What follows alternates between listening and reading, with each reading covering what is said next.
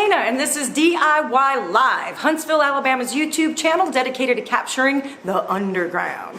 And I'm here today at a TrashBone Warehouse, a brand new Huntsville music venue. We're going to be having our first show this Labor Day weekend. This is Jason. This is his TrashBone Warehouse. Now there's a couple different aspects to TrashBone.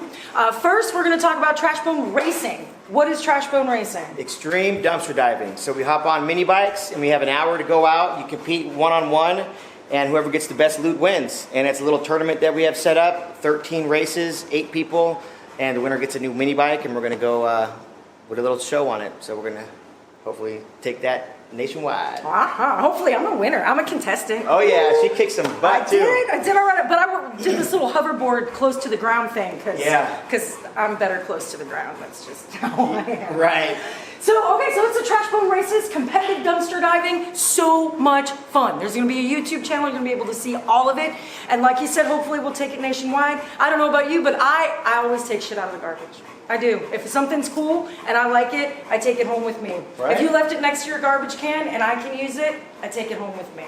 Like almost all my stuff in my house. And once you start taking it, you can't stop. No, you can't. We like from alleys in Chicago, like all my stuff in my house is, yeah. So why do we dig through the trash and go through this? What's that? What?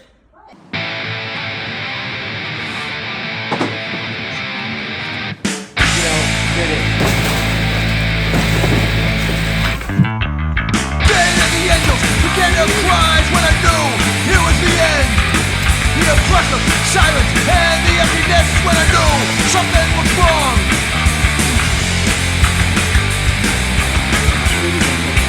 I'm making a This is the sound of a thousand breaking heart. Maybe it's my heart, bring 1,000 times. This is the sound of a thousand breaking heart. Maybe it's my heart, bring 1,000 times.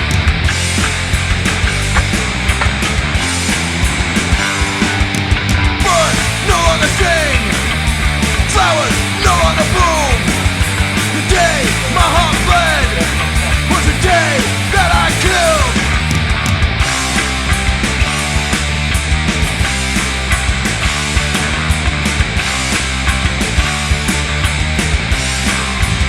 Listen to silence.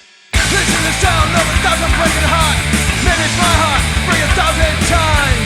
This is the sound of 1,000 breaking heart. It's my heart, bring 1,000 times. I'm gonna go on a little second. That's great.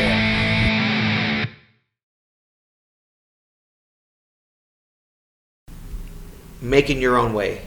You know, I worked for the man for my whole life and had a good job. I made decent money. And I always wanted to quit and work for myself. And I finally did that. Started my own company, my own marketing company. And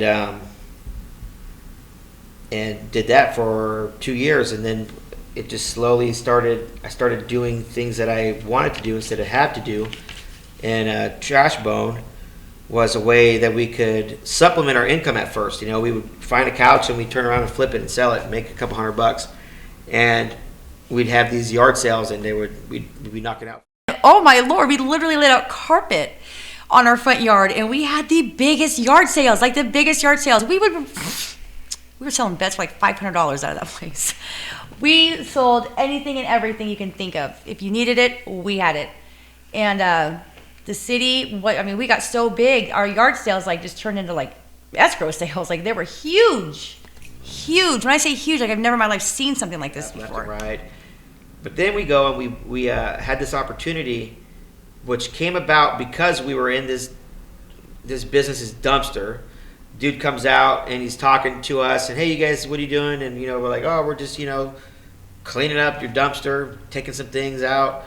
And I pitched him on, I said, hey, instead of throwing this stuff away, why don't you just give it to me and we'll go sell it and we'll give you some money out of it. And he goes, well, I'm not the owner, but I'll take your number down. So he took my number down and he called back about a month later. And it turned out they were going out of business, and he asked me if I wanted to buy 7 pallets of Amazon returns. 7 pallets for $100. Wow, for $100. For $100, so I said yes. That's a deal. So we had, I'm telling you, my truck would only fit 2 pallets with the tailgate down at a time, and they were over the railing of the bed. You know, these pallets were like they had cardboard box with wood around it. And there was 2 of them in each bed. I had to make 3 trips or 4 trips. That's how much stuff we had. We had nowhere to put it. We came across this place through a friend of mine, and it just so happened that we had this church building. It was vacant, and the owner was like, "Yeah, you guys can store that stuff here. That's cool." So we stored it here at the church, and then we slowly started turning that church into a shop. Yep, and we like everything we had in there. We TrashBoned it. All the display racks. We had all these racks and these wall hangings, and they were all TrashBoned. And then we went out. We had that church there. We had the shop, and we were still trying to do these races and trying to get this, you know, these episodes going on. And we started hunting an investor. So we pitched a few people on investing, and we found an investor. We landed an investor who was going to invest in our company, TrashBone, so we can afford to hire a video editor, because that's very excruciating work, right? Believe it or not, but it's not easy. But but we landed an investor, and we hired a video editor. So we gave him some files, and he edited some stuff. He started on the series, and then the investor pulled out. He just ghosted me. He just quit taking my calls. I never heard from him again. Still haven't heard from him. Don't know what happened, but all of a sudden we didn't have the money to pay for the video editing, so we had to start doing it ourselves. So wow. And I really had no intention of starting a music club, a venue. I didn't set out to do this, you know. It just kind of fell into place, you know. The owner was like, "Hey, we have this warehouse, and you know, we're not using it either. What do you think about doing a venue?" And I was already had a foot in the music scene because I have a band and we've been playing for a few years. All right. So I said, "Yeah, that sounds awesome." And I thought, you know, we could tie these 2 things together: the music venue and the TrashBone races, and so TrashBone Warehouse was born. And man, that first show was awesome. It started in the middle of the day, and we had a barbecue going. We just, you know, smelled like barbecue, you know, big old fire. We had like a ton of people showing up. So here we are at the first TrashBone event. It's been a success. We had a lot of people show up. Let's see if I can get a good little span.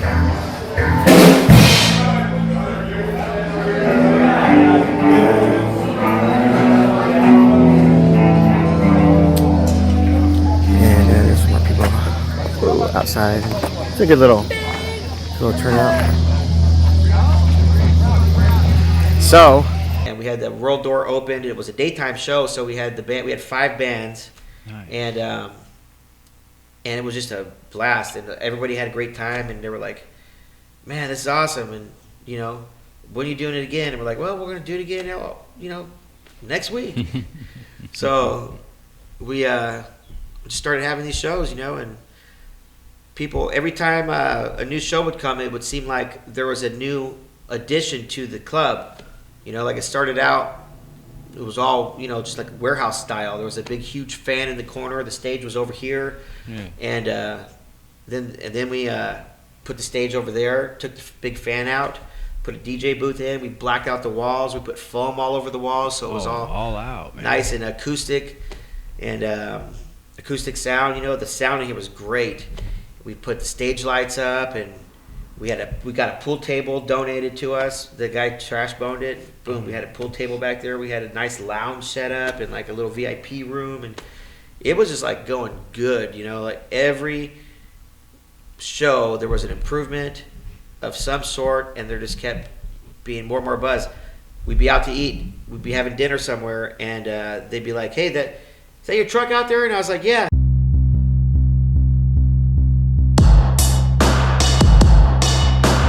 Let me paint a picture, let me give you up with a view. Smell a hog, and my dog anticipating on the wrong move.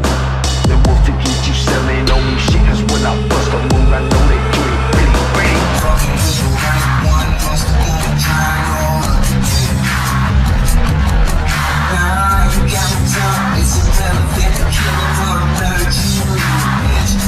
Yeah, fucking with the right one, bust a move, try and roll up the dick. Nah, you got me tough, it's irrelevant to kill him for a better you, bitch.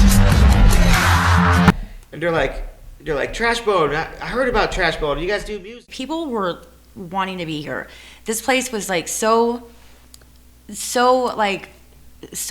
This was the place right now, and it was like, if you didn't hear about TrashBone, you would have heard about it really soon. And Spicers, this is Dan Buller from Spice Radio Huntsville. I am here with Jason and Salina here at a brand new all-ages venue just opening up in Huntsville. They're hosting their inaugural event tonight called TrashBone. Guys, thank you. First off, thank you for opening this up, because Huntsville's needed a new all-ages venue for, forever. That's all I've ever heard, people talking about the last couple of years is, we need a new all-ages venue. We need a new all-ages venue. Why do you guys think, first off, all-ages venues are important to just the general health of the music scene in the area?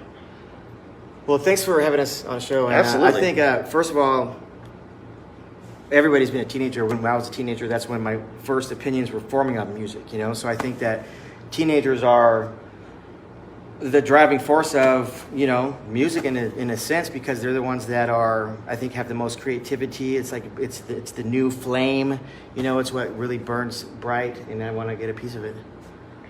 I want to corrupt all the teenagers as possible. You want to corrupt all the teenagers?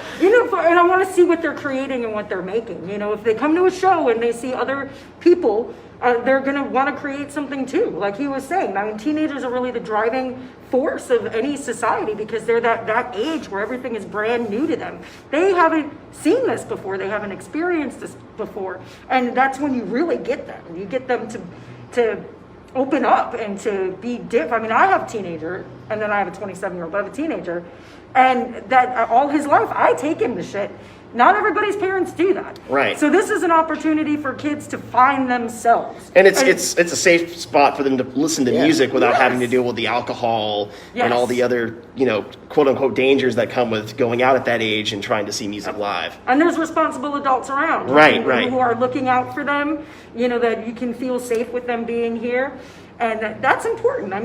There's no pool halls that they can go to. You can go and walk around the mall all day, but what else do teenagers have to do? everybody was so happy to be out again, and the fact that they could have the outdoor area and come back in again, and the chairs were here, and people were sitting with their families like they do in restaurants. It had a great feeling to it. People were really excited to get to be somewhere, and there were kids, that came with their parents, and that's a thing. Like, people want to be able to share that with their kids, and love like Low Mill and places like that. And they do some more risque alternative stuff, but they can only do so much. Whereas a place like this, we could have more like harder music, or along the harder spectrum, and people can decide if they want to bring their kids or not. Exactly. What was your favorite show here? Oh shit. Oh my gosh, I don't even know. I had a good time at all of them. I loved that when Ache was here, and they were so funny. Like, because I helped with those shows, and they were so in the moment and so happy to be playing in front of people again, and seeing the band so excited to have an audience in front of them after being confined in their houses for so long. Like, I remember when Ache was up there, and they were like, "Oh, give it up for Salina, the only person who can help open a venue in the middle of a pandemic." And I was like, "Oh my God." I don't know if I should hide and feel bad about myself, or be like, "Thanks, guys, yeah." But just that they were so excited to be in front of people again. And I think that people were definitely given something they really needed to have in their lives at that time. Yeah. Go ahead. We probably help people not off themselves and shit. Because look at what's happened in this fucking last year. You took away, I don't want to get into the politics of it, or how easy it's spread, or this or that, but you take these very social human beings, And this is how they spend their lives. They work in bars, they work in restaurants, they work amongst people. They're around people constantly. They go to Waffle House after they get off work so they can be around more people. Like, and then you put them in their homes. They don't know how to do that. Like the guy down the street from me broke into the skate park because they closed it. And he's like, I don't know what to do with myself. Like you take these people that this is how they interact and how they live their lives, and you tell them they can't live this way anymore. And then what's happened, suicide rates have gone up, drug addiction's gone up, alcoholism's gone up, all of these other things, because people aren't able to just go to a show and let their shit out. Because that's what people do when they go to shows. They go to shows and they let their shit out. I do. I don't know how to live without it. I don't want to live without it, because then I'm drunk on whiskey in my house by myself watching some fucking movie going, I wish I was at a goddamn show right now, because it would be getting out instead of being stuffed down and inside. I scroll through Facebook and I see the things that, sidetracks and this and this and that. And by the time you pay your cover now, and there's only so many people that are allowed in, and the way things have changed, I'm just momentarily not into it. I keep telling myself that this is a temporary state. Things are going to change. They're going to be different. Hopefully you're right. I do, especially for our scene, because where is it going to go if people like you and me aren't a part of it anymore? Yeah. Where has it gone in the past? Hiram's basement. Yeah. That's where it went before, because it takes people who want to be parts of those events for it to happen. It does. You actually ran a small, I'd call it a DIY venue. Yeah. You had a venue going on in the basement of your house. How long did you have that for? Just a year. We ran from November of 2014 to November of 2015. And so Mike, he worked at Bandito Burrito, which is the burrito shop around the corner from my place. And Oscar would have, if he didn't know, I'm surprised, but Mike would make burritos and shit for a lot of the bandmates, and but he always fed the bands, because him himself, he's been in a traveling band and knows how hard it is, sleeping in a van in Walmart parking lot overnight, and you got to sniff each other's farts for a good time because you're broke all the time, In the rap scene, the punk scene, the metal scene, whatever, in my head, the one common thing we all share, whether we know it or not, is there's got to be a workshop. Just get on stage and work it out. Like, work out how to be a band on stage. You guys aren't the biggest venue, but you're not trying to be the biggest venue, and I think that's something to be said. I gotta tell y'all, this is the coolest thing going from Birmingham to Tennessee. This is the coolest thing going on. So we're so glad to play, and for you guys to be out here, for us to be able to play in front of them. And for that young lady right there for putting all this together, and Jason for having the place, and all that other stuff.